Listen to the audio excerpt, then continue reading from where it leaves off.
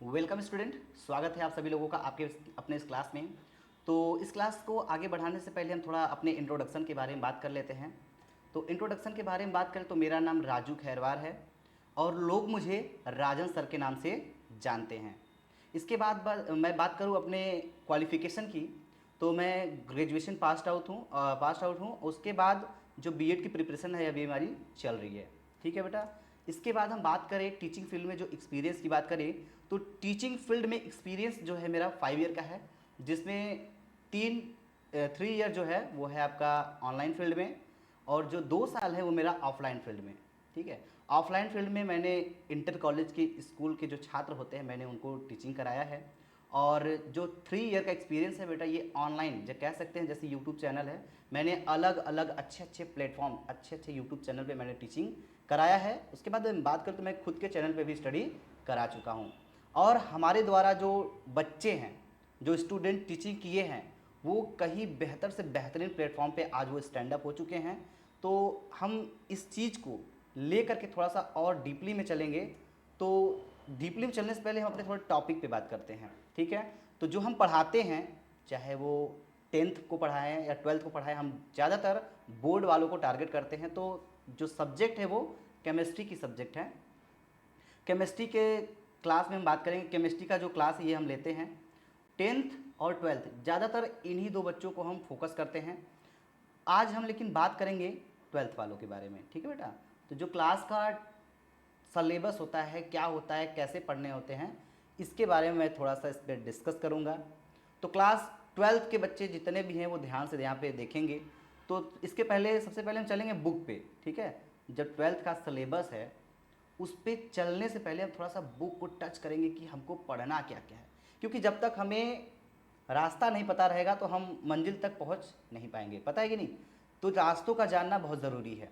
तो चलिए इस 12th के सलेबस में क्या क्या हमें पढ़ना है, कौन कौन सा चैप्टर हमें पढ़ना है, कितने चैप्टर कटे हैं, कितने चैप्टर जुड़े हैं, इसके बारे में मैं थोड़ा सा डिस्कस ज़रूर करना चाहूँगा। चलिए तो बात करते हैं। टोटल हमारा 10 चैप्टर इसमें इंक्लूड है। बाकी के जो सिलेबस से हटा दिए गए हैं, जो ऐड किए गए हैं, उसके बाद जो भी सिलेबस सेलेक्ट किए गए हैं, मैं सिर्फ उन्हीं 10 चैप्टर के बारे में थोड़ा सा डिस्कस जरूर करना चाहूँगा। तो चलिए देखिए, जो बुक है आपकी, इसमें टोटल 10 चैप्टर है बेटा। ठीक है। जिसमें आपका पहला चैप्टर क्या है, दिख रहा है? पहला चैप्टर आपका है विलियन।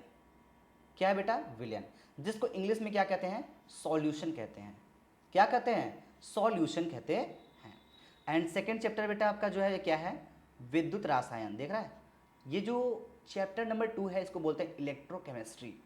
ये क्या है? ये फिजिकल केमिस्ट्री का सबसे बेहतर चैप्टर है और बेहतरीन चैप्टर भी कह सकते हैं। विद्युत रसायन, इलेक्ट्रोकेमिस्ट्री जिसका नाम होता है। देन तीसरा जो चैप्टर है ये कौन सा है आपका? रासायनिक बलगतिकी। रासायनिक बलगतिकी जो आपका है ये भी फिजिकल केमिस्ट्री के अंतर्गत ही आता है, जो चैप्टर 3 में दिया गया है। चैप्टर 4 की बात करें तो इसमें देखिए the D and F block elements. ठीक है। इसको हिंदी में बोलते हैं डी एवं एफ ब्लॉक के तत्व बोला जाता है। अगला चैप्टर बात करें, चैप्टर जो 5 है, इसमें आपको दिया गया है कोऑर्डिनेशन कंपाउंड। इसको बोलते हैं उपसह संयोजन यौगिक। ठीक है। हिंदी में इसको बोलते हैं उपसह संयोजन यौगिक। तो उपसह संयोजन यौगिक का जो नाम होता है इंग्लिश में, कभी कभी बच्चे इंग्लिश में समझते हैं तो हिंदी में दिक्कत होता है, जो हिंदी में समझते हैं उनको इंग्लिश में दिक्कत होता है। तो यहाँ सीबीएसई प्लस यूपी बोर्ड जितने भी छात्र 12th के हैं वो दोनों को कंसेप्ट को क्लियर करते हुए हम बात करेंगे। इनको बोलते हैं कोऑर्डिनेशन कंपाउंड। ठीक है बेटा। थोड़ा सा मैं और आगे बढ़ता हूँ। अब अगला चैप्टर जो है देखिए यहाँ पे चैप्टर नंबर 6 जो है, चैप्टर नंबर 6 में क्या बताया जा रहा है? तो चैप्टर नंबर जो 6 है ये क्या है? Halo alkane and hello Erin. UP board वाले इसको हेलो एल्केन तथा हेलो एरिन के नाम से जानते हैं। बहुत ही ज़बरदस्त चैप्टर है। इसमें काफ़ी यौगिक को हमें पढ़ना होता है, जो कि हम आपको एकदम बारीकी से बताएंगे। ठीक है। चैप्टर नंबर 7 की बात करते हैं बेटा, एल्कोहल, फिनॉल, ईथर। एल्कोहल जो है, इसमें कौन कौन से एल्कोहल पढ़ने होते हैं इसके बारे में चर्चा करेंगे। फिनॉल जो होता है, फिनॉल में क्या पढ़ना होता है, क्या पढ़ना होगा हमें।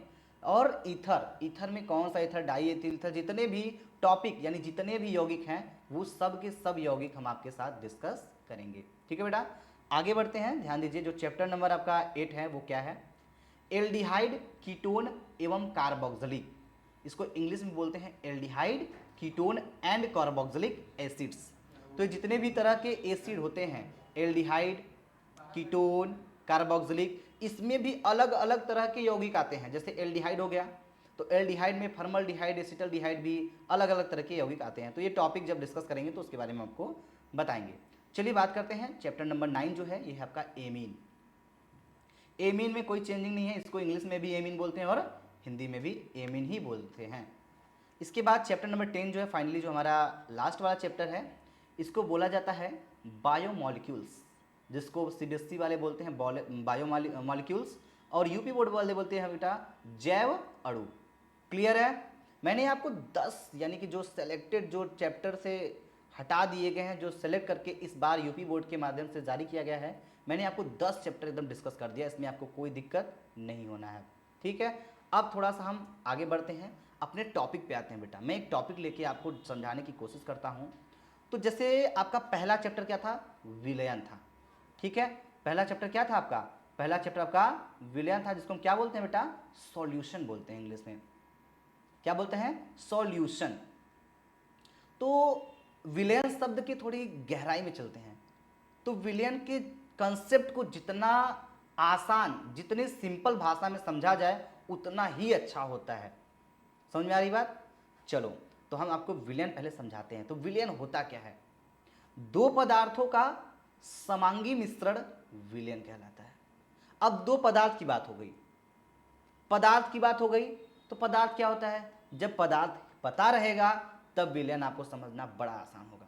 तो कहते हैं ना, विलयन पढ़ने के पहले यहाँ पे दो पदार्थ बोल दिया, पदार्थ पता ही नहीं है तो विलयन कैसे समझेंगे? तो पदार्थ को जानना जरूरी होता है। ठीक है बेटा, तो पदार्थ क्या होता है? जो स्थान घेरता है, जिसमें कुछ भार होता है, वो पदार्थ कहलाता है, उसको द्रव्य भी कहते हैं। तो यहाँ दो समांग मिश्रण कह रहा है।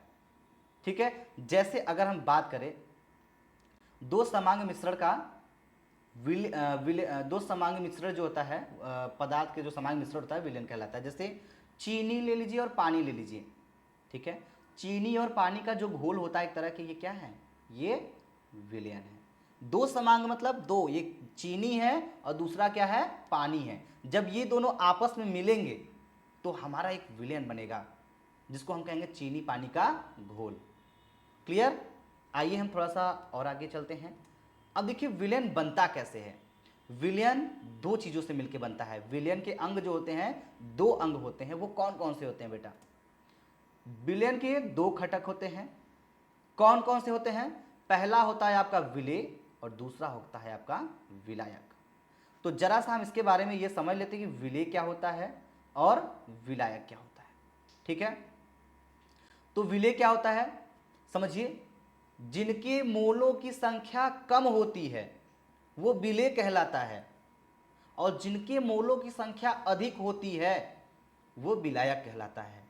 और इन दोनों से जब ये दोनों जब आपस में मिलते हैं तो हमारा विलयन बनता है। समझ में आई बात? चलिए एक मैं छोटा सा एग्जांपल लेकर आपको समझाते हैं। तो देखिए ये जो है, जैसे मान लीजिए यहाँ पे आपका एक चम्मच क्या है? एक चम्मच आपका चीनी है। बात समझिएगा, चीनी हो जाए या फिर नमक, कुछ भी ले लीजिए। और यहाँ पे आपका, अगर यहाँ पे बात करें हम, एक गिलास आपका क्या हो जाएगा? पानी हो जाए। ठीक है बेटा, ये क्या आपका? पानी है। एक चम्मच नमक या फिर एक चम्मच चीनी अगर आपको इस पानी में घोला जाए, एक गिलास पानी में घोला जाए, तो इस प्रकार का जो घोल तैयार होगा उसे हम विलयन कहेंगे। लेकिन अगर बात करें इसी में कि विलेय क्या होगा और विलायक क्या होगा, तो जिनके मोलों की संख्या कम होती है। अब बताइए, ये जो पानी है, ये जो चीनी है, इन दोनों में किसके अणुओं की मात्रा अधिक है? चीनी की मात्रा अधिक अधिक है या पानी का? पानी तो एक गिलास है, बात समझ में आ रही है। ये जो जल है आपका, ये टोटल एक गिलास है, लेकिन ये चीनी है कितना है? एक चम्मच है। तो एक गिलास पानी में एक चम्मच चीनी क्या है? उसके मोलों की संख्या कम है। तो कह सकते हैं ये जो चीनी होगा ये क्या कहलाएगा बेटा?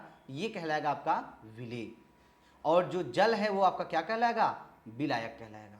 और जब ये दोनों आपस में मिल जाएंगे तो हमारा बन जाएगा विलयन। तो मैं ऐसे ही आपके बेसिक कॉन्सेप्ट को एक एक बारी बारी से क्लियर करता रहूँगा। समझ में आया? चलिए तो हम आपसे मिलते हैं क्लास में। Thank you. जय हिंद, जय भारत।